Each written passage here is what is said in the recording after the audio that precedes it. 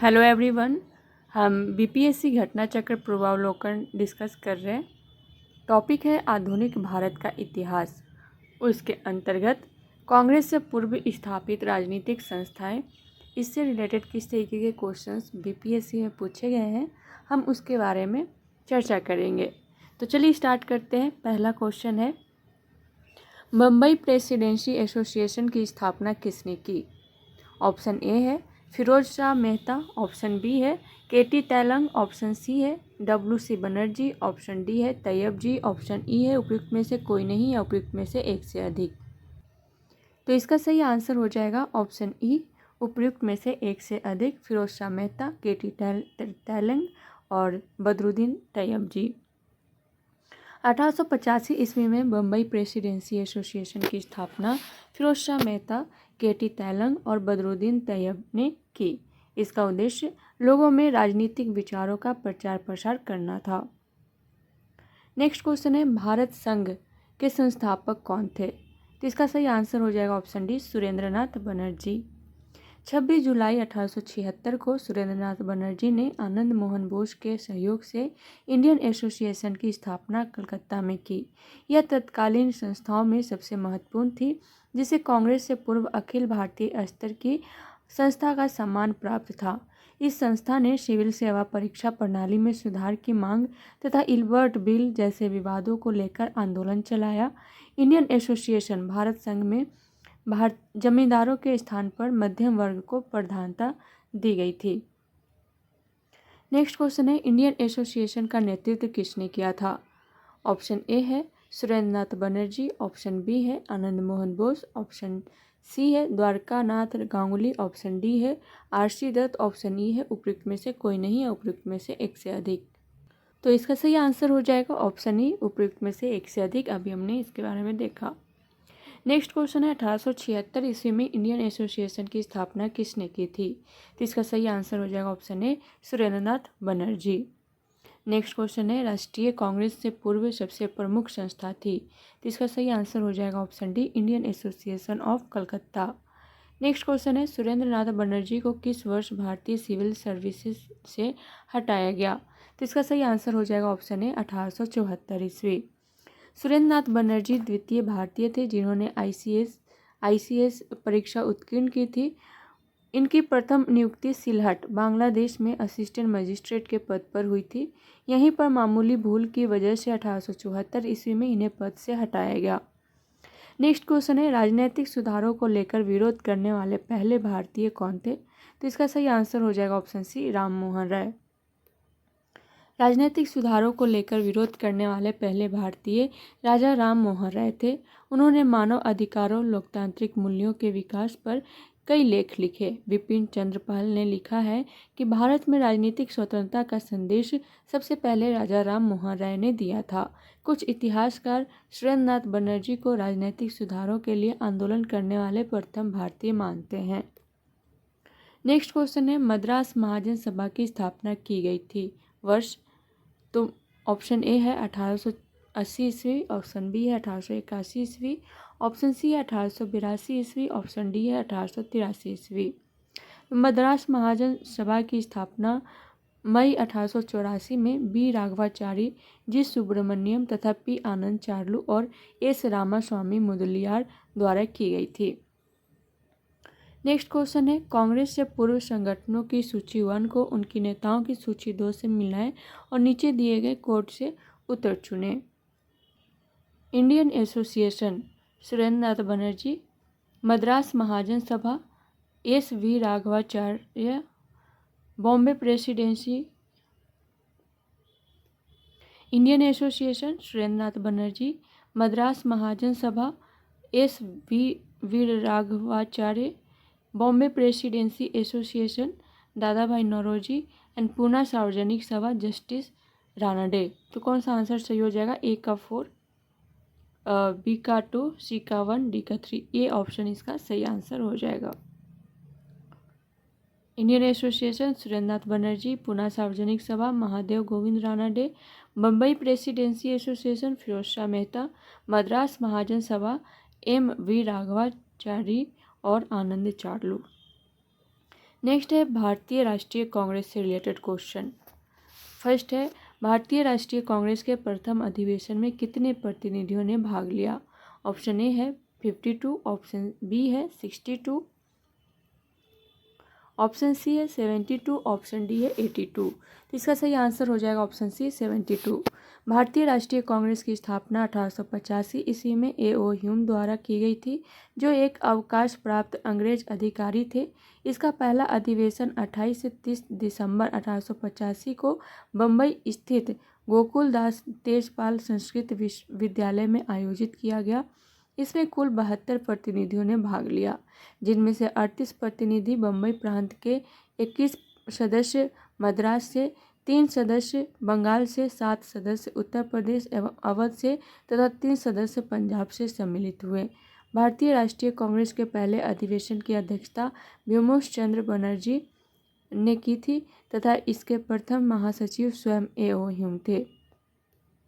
Next question है, 1885 ईस्वी में भारतीय राष्ट्रीय कांग्रेस का प्रथम अधिवेशन किस स्थान पर हुआ था? तो इसका सही आंसर हो जाएगा option B Bombay. Next question है, भारतीय राष्ट्रीय कांग्रेस की स्थापना की गई थी वर्ष? तो इसका सही आंसर हो जाएगा ऑप्शन सी 1885 ईस्वी। नेक्स्ट क्वेश्चन है, भारतीय राष्ट्रीय कांग्रेस की स्थापना की थी? तो इसका सही आंसर हो जाएगा ऑप्शन है A.O. ह्यूम ने।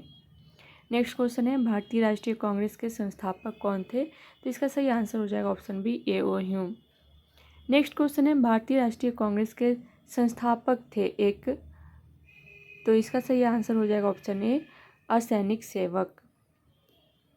नेक्स्ट क्वेश्चन है, भारतीय राष्ट्रीय कांग्रेस का प्रथम अधिवेशन कहाँ हुआ था? तो इसका सही आंसर हो जाएगा ऑप्शन सी मुंबई।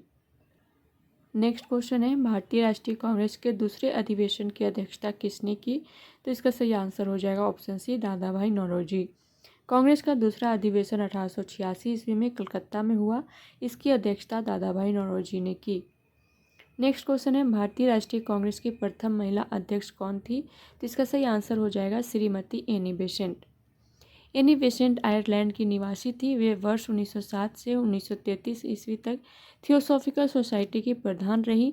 वर्ष 1916 में होम रूल लीग का गठन किया तथा वर्ष 1917 में भारतीय राष्ट्रीय कांग्रेस की पहली महिला अध्यक्ष बनी। वर्ष 1925 में कानपुर में हुए भारतीय राष्ट्रीय कांग्रेस के अधिवेशन में सरोजिनी नायडू कांग्रेस की प्रथम भारतीय महिला अध्यक्ष तथा दूसरी महिला अध्यक्ष बनी। वर्ष 1947 से 49 तक वे उत्तर प्रदेश की राज्यपाल भी रहीं। नेक्स्ट क्वेश्चन है, किस वर्ष में एक भारतीय महिला भारतीय राष्ट्रीय कांग्रेस की अध्यक्ष बनी थी? ऑप्शन ए है 1917, ऑप्शन बी है 1918, ऑप्शन सी है 1920, ऑप्शन डी है 1924, ऑप्शन ई है उपयुक्त में से कोई नहीं या उपयुक्त में से एक से अधिक। तो इसका सही आंसर हो जाएगा ऑप्शन ई उपयुक्त में से कोई नहीं, क्योंकि 1925 में कानपुर में हुए भारतीय राष्ट्रीय कांग्रेस के अधिवेशन में सरोजिनी नायडू कांग्रेस की प्रथम भारतीय महिला अध्यक्ष बनी थी। तो ध्यान में रखिएगा। नेक्स्ट क्वेश्चन है, इंडियन नेशनल कांग्रेस की प्रथम भारतीय महिला अध्यक्ष कौन थी? तो इसका सही आंसर हो जाएगा option C Sarojini Naidu. Next question है, भारतीय राष्ट्रीय कांग्रेस की प्रथम महिला अध्यक्ष कौन थी? तो इसका सही आंसर हो जाएगा option be Annie Besant. Next question है, भारतीय राष्ट्रीय कांग्रेस के द्वितीय सम्मेलन में कितने मुस्लिम प्रतिनिधियों ने भाग लिया था? तो इसका सही आंसर हो जाएगा ऑप्शन बी 33। कांग्रेस का द्वितीय सम्मेलन 27 से 30 दिसंबर 1886 को दादा भाई नौरोजी की अध्यक्षता में कलकत्ता में संपन्न हुआ था। कांग्रेस के दूसरे अधिवेशन में कुल 436 पंजीकृत प्रतिनिधियों ने भाग लिया था। कांग्रेस के प्रथम सम्मेलन में जहां मुस्लिम प्रतिनिधियों की संख्या 2 थी, वहीं दूसरे सम्मेलन में 33, तीसरे सम्मेलन में 81 तथा चौथे सम्मेलन में 221 पहुंच गई थी। नेक्स्ट क्वेश्चन है, भारतीय राष्ट्रीय कांग्रेस के पहले मुस्लिम अध्यक्ष कौन थे? तो इसका सही आंसर हो जाएगा ऑप्शन बी बदरुद्दीन तैयब जी। भारतीय राष्ट्रीय कांग्रेस के सर्वप्रथम मुस्लिम अध्यक्ष होने का गौरव बदरुद्दीन तैयब जी को है। ये भारतीय राष्ट्रीय कांग्रेस के 27 से 30 दिसंबर 1887 को मद्रास में हुए तीसरे अधिवेशन के अध्यक्ष पद के लिए चुने गए। नेक्स्ट क्वेश्चन है, भारतीय राष्ट्रीय कांग्रेस के द्वितीय मुस्लिम अध्यक्ष कौन थे? तो इसका सही आंसर हो जाएगा ऑप्शन सी रहमतुल्लाह मोहम्मद सयानी। भारतीय राष्ट्रीय कांग्रेस के द्वितीय मुस्लिम अध्यक्ष रहीमतुल्लाह मोहम्मद सयानी थे। ध्यातव्य है कि भारतीय राष्ट्रीय कांग्रेस का 12वां अधिवेशन 28 से 31 दिसंबर 1896 तक कलकत्ता में रहीमतुल्लाह सयानी की अध्यक्षता में आयोजित हुआ था। भारतीय राष्ट्रीय कांग्रेस के पहले मुस्लिम अध्यक्ष बदरुद्दीन तैयब जी थे। नेक्स्ट क्वेश्चन है, महात्मा गांधी ने भारतीय राष्ट्रीय कांग्रेस के किस अधिवेशन की अध्यक्षता की थी? तो इसका सही आंसर हो जाएगा ऑप्शन बी 1924। दिसंबर 1924 में बेलगांव में कांग्रेस के 39वें 39th वार्षिक अधिवेशन की अध्यक्षता महात्मा गांधी ने की थी। इस अधिवेशन में एक प्रस्ताव द्वारा यह निश्चित किया गया कि महात्मा गांधी जी के रचनात्मक कार्यों पर बल दिया जाए। इसी अधिवेशन में गांधी दास समझौते को अनुमोदित किया गया। नेक्स्ट क्वेश्चन है, स्वराज्य मेरा जन्मसिद्ध अधिकार है और मैं इसे लेकर ही रहूँगा, किसने कहा था? तो इसका सही आंसर हो जाएगा ऑप्शन सी बाल गंगाधर तिलक। भारतीय राष्ट्रीय कांग्रेस के लखनऊ अधिवेशन 1916 में बाल गंगाधर तिलक ने कहा था, स्वराज मेरा जन्मसिद्ध अधिकार है और मैं उसे लेकर रहूँगा। इस अधिवेशन में उग्रवादियों की पुनः कांग्रेस में वापसी हुई तथा बाल गंगाधर तिलक एवं मोहम्मद अली जिन्ना के प्रयासों से कांग्रेस तथा मुस्लिम लीग के बीच समझौता हुआ। यह समझौता लखनऊ समझौता या कांग्रेस लीग समझौता के नाम से भी प्रसिद्ध है। नेक्स्ट क्वेश्चन है, स्वराज मेरा जन्मसिद्ध अधिकार है और मैं इसे लेकर रहूँगा, यह वक्तव्य किससे संबंधित है? तो इसका सही आंसर हो जाएगा ऑप्शन सी बाल गंगाधर तिलक। नेक्स्ट क्वेश्चन है, स्वराज मेरा जन्मसिद्ध अधिकार है और मैं इसे पाकर रहूँगा, किसने कहा था? तो अभी हमने देखा बाल गंगाधर तिलक ने कहा था। ऑप्शन सी इसका सही आंसर होगा। नेक्स्ट क्वेश्चन है, भारतीय राष्ट्रीय कांग्रेस का 27वां अधिवेशन किस स्थान पर हुआ? तो इसका सही आंसर हो जाएगा ऑप्शन डी बांकेपुर। भारतीय राष्ट्रीय कांग्रेस का 87वां अधिवेशन दिसंबर 1912 में बांकेपुर में संपन्न हुआ। इस अधिवेशन की अध्यक्षता R.N. मुधोलकर ने की। इसी अधिवेशन में A.O. ह्यूम को कांग्रेस का पिता कहा गया। नेक्स्ट क्वेश्चन है, 1912 में पटना में होने वाले भारतीय राष्ट्रीय कांग्रेस के अधिवेशन के अध्यक्ष कौन थे? तो इसका सही आंसर हो जाएगा option A R.N. Mudholkar. Next question है, भारतीय राष्ट्रीय कांग्रेस के 1912 पटना अधिवेशन के अध्यक्ष कौन थे? तो इसका सही आंसर हो जाएगा option D R.N. Mudholkar. Next question है, सुरक्षा वॉल्व सिद्धांत के आधार पर भारतीय राष्ट्रीय कांग्रेस की स्थापना ब्रिटिश सरकार को खतरों से बचाने के लिए थी। उपयुक्त विचार किस नेता के थे? इसका सही आंसर हो जाएगा ऑप्शन बी लाला लाजपत राय। सुरक्षा वॉल्व सिद्धांत का उपयोग गरम दल के नेता लाला लाजपत राय ने यंग इंडिया में किया था। वे कांग्रेस को डफरिन के दिमाग की उपज मानते थे। लाला लाजपत राय का मानना था कि अंग्रेजों ने कांग्रेस संगठन का उपयोग ब्रिटिश सरकार को खतरों से बचाने के लिए किया है। नेक्स्ट क्वेश्चन है, किसने कहा था कांग्रेस आंदोलन न तो लोगों द्वारा प्रेरित था, न ही यह उनके द्वारा सोचा या योजनाबद्ध किया गया था? तो इसका सही आंसर हो जाएगा ऑप्शन डी लाला लाजपत राय। लाला लाजपत राय ने अपने एक लेख में लिखा है कि कांग्रेस आंदोलन न तो लोगों द्वारा प्रेरित था, न ही यह उनके द्वारा सोचा या योजनाबद्ध किया गया था। नेक्स्ट क्वेश्चन है, मुझे विश्वास है कि कांग्रेस अपने विनाश की तरफ जा रही है और मेरी यह बड़ी इच्छा भारत में रहते होगी कि इसके शांति प्रिय निधन के लिए इसका सहायक बनूं। यह किसने लिखा? तो इसका सही आंसर हो जाएगा ऑप्शन सी लॉर्ड कर्जन।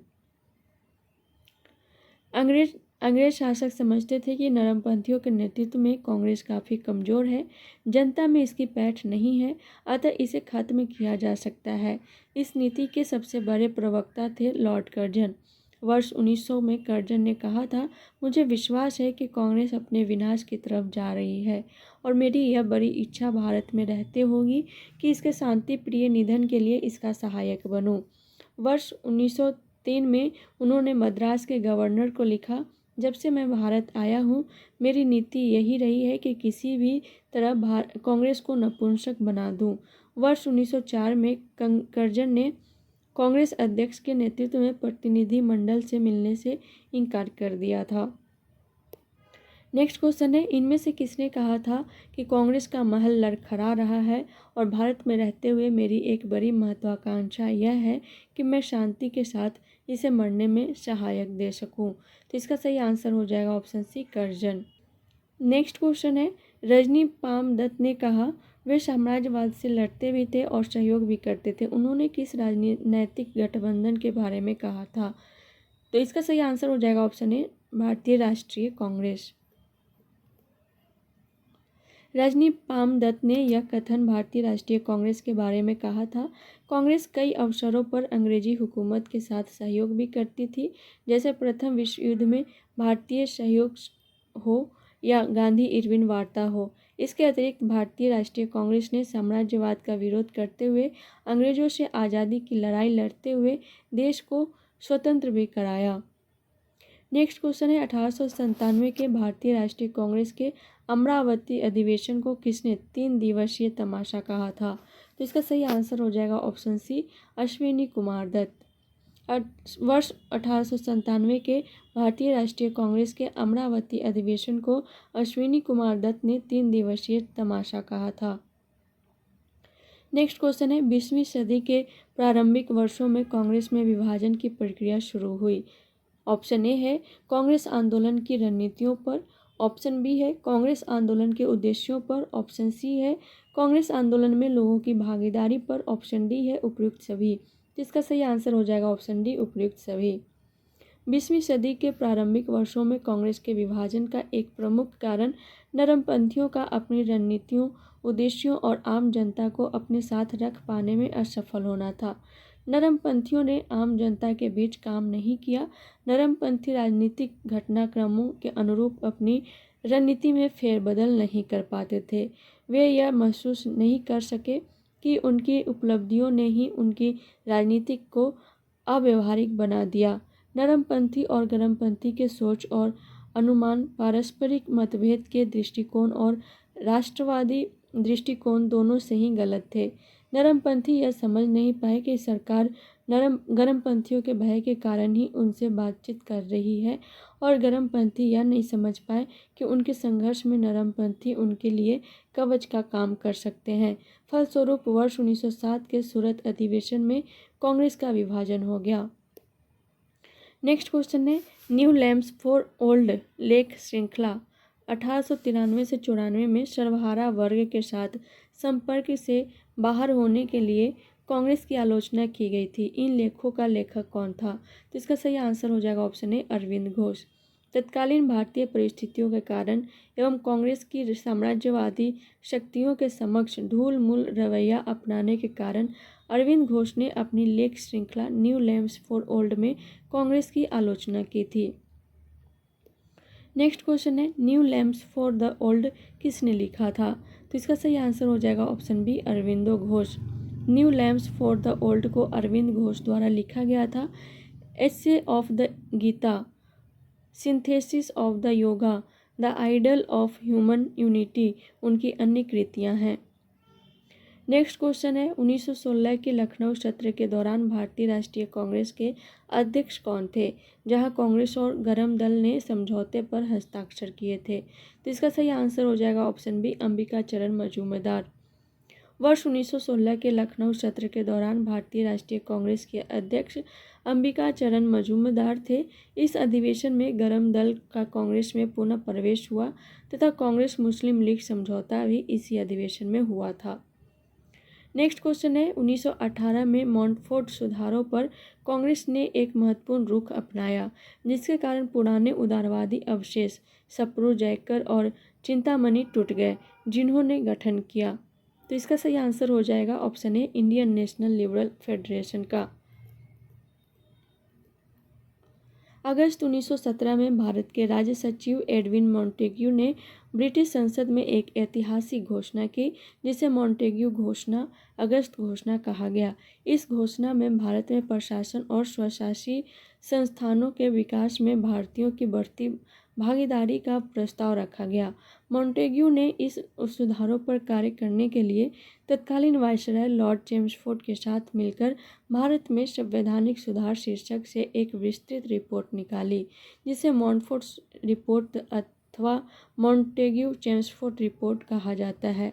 यह रिपोर्ट वर्ष 1918 में प्रकाशित हुई। इस रिपोर्ट को लेकर कांग्रेस के अंदर उदारवादी और उग्रवादी गुटों के बीच मतभेद स्पष्ट हो गए। परिणाम स्वरूप उदारवादी जो मॉन्टफोर्ड रिपोर्ट के पक्ष में थे, उन्होंने वर्ष 1919 में कांग्रेस से अलग होकर सुरेंद्र नाथ बनर्जी के नेतृत्व में इंडियन नेशनल लिबरल फेडरेशन नामक नए दल की स्थापना की। नेक्स्ट क्वेश्चन है, राष्ट्रीय कांग्रेस के वर्ष 1922 में गया का अधिवेशन के अध्यक्ष कौन थे? इसका सही आंसर हो जाएगा ऑप्शन सी, चित्तरंजन दास। वर्ष 1922 में जेल से छूटने के बाद चित्तरंजन दास को गया में कांग्रेस सम्मेलन का निर्वाचित अध्यक्ष घोषित किया गया। असहयोग आंदोलन की समाप्ति के बाद देशबंधु ने सभा प्रवेश कार्यक्रम के जरिए जैसे सभाओं के भीतर से असहयोग भारतीय राजनीति को नया आयाम देने का प्रयास किया, परंतु सी राजगोपालाचारी, सरदार वल्लभ भाई पटेल, डॉक्टर राजेंद्र प्रसाद, एन.जी. रंगा, आयंगर आदि नेताओं ने परिषद में प्रवेश करने की नीति का विरोध किया। इस अधिवेशन में काउंसिल में प्रवेश न लेने का प्रस्ताव पारित हुआ। फलस्वरूप चित्तरंजन दास ने त्याग पत्र दे दिया।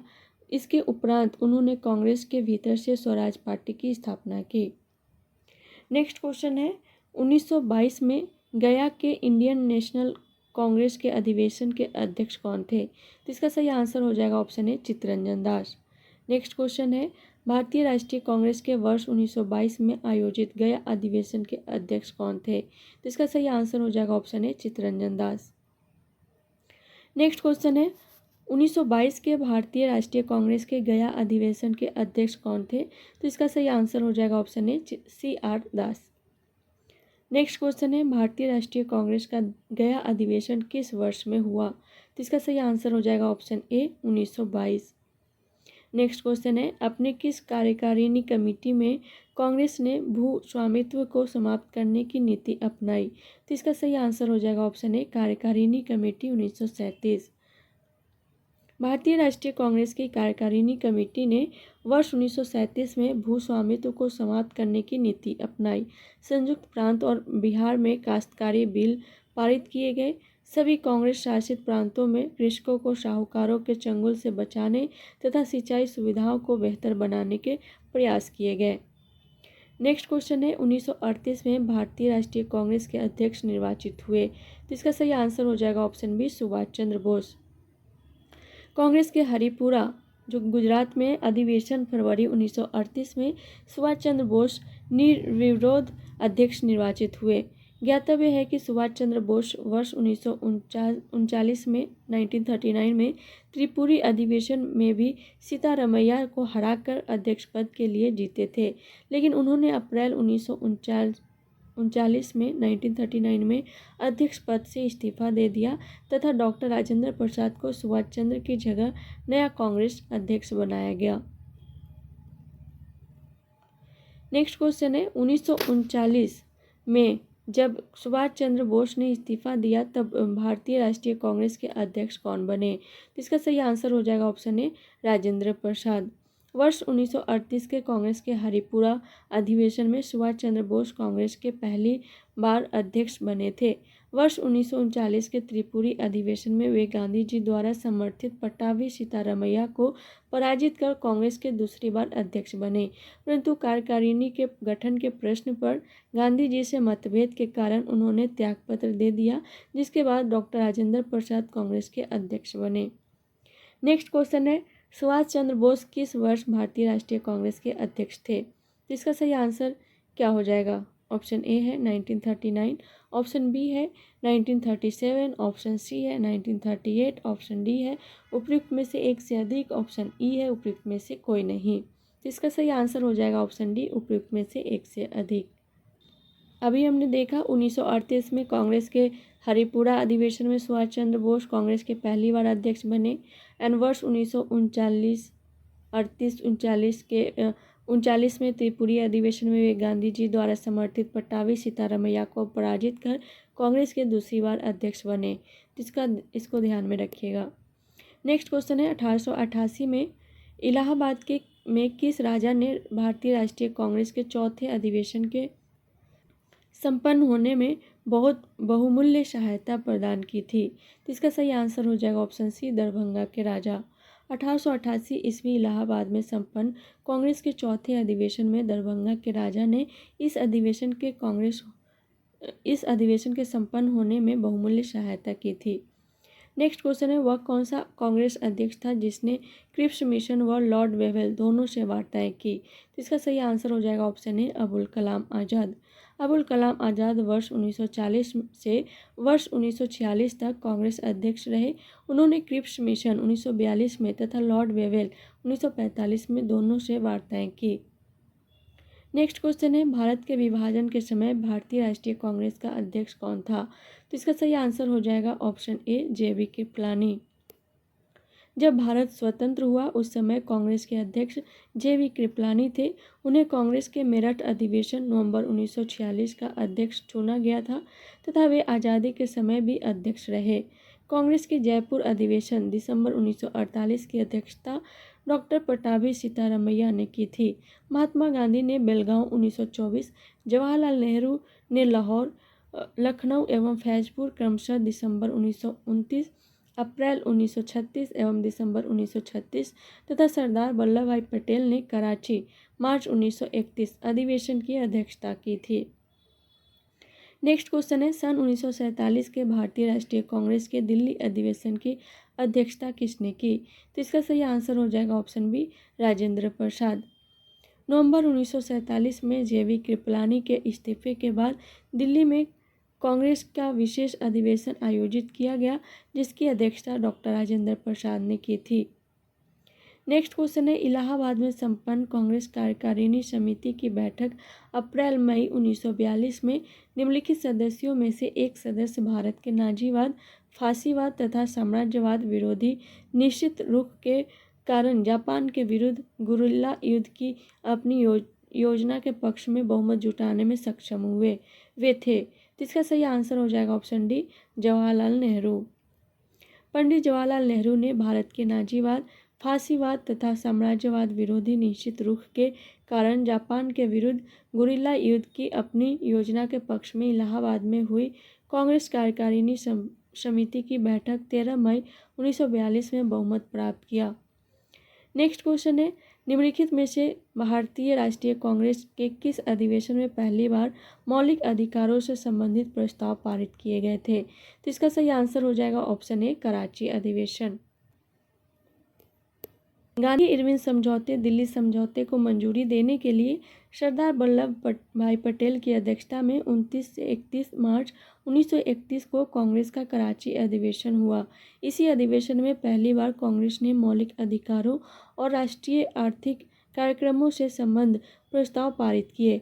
इसी अधिवेशन में कुछ लोगों के विरोध करने पर गांधी जी ने कहा था, गांधी मर सकता है, गांधीवाद नहीं। यह पहला अवसर था जब पूर्ण स्वराज्य को कांग्रेस द्वारा परिभाषित किया गया।